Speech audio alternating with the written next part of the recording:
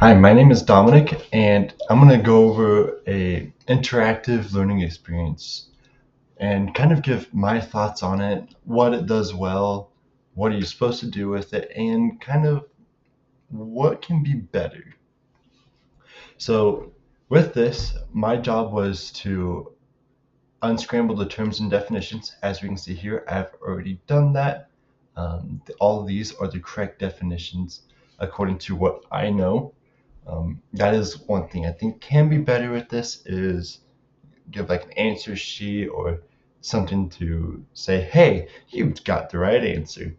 Um, but I did have fun trying to memorize and know which word belonged with which term.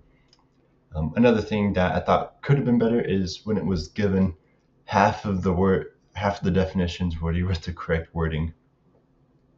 Um, so that was step one of this project.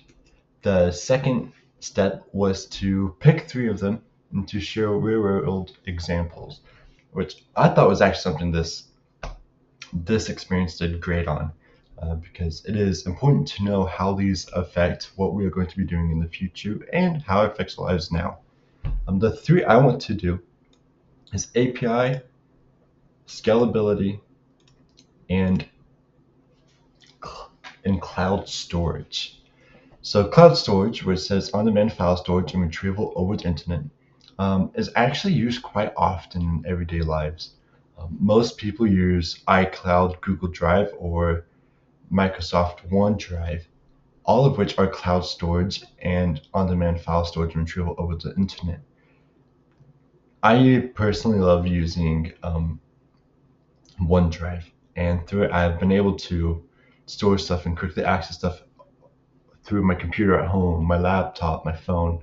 It's it's really an amazing tool to use. Scalability. I had a class where if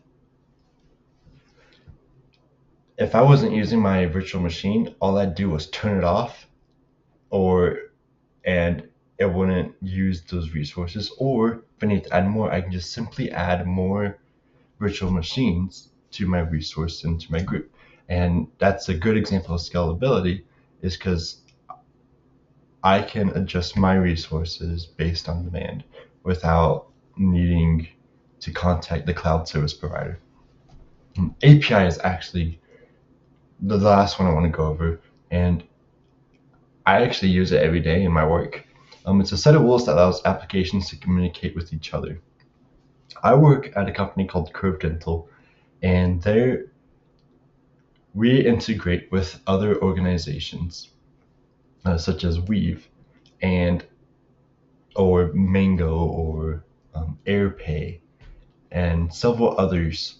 And in order for those to be integrated with our software, we have to apply their API key into our software and have it available so that way when one of our customers clicks on a button to initiate one of those codes, it realizes, oh, okay, this API is correct. We are going to we are going to successfully transfer the information between Curve and say Weave.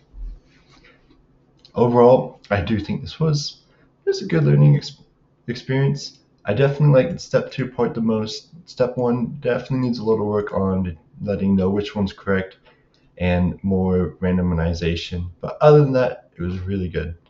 But thank you for watching.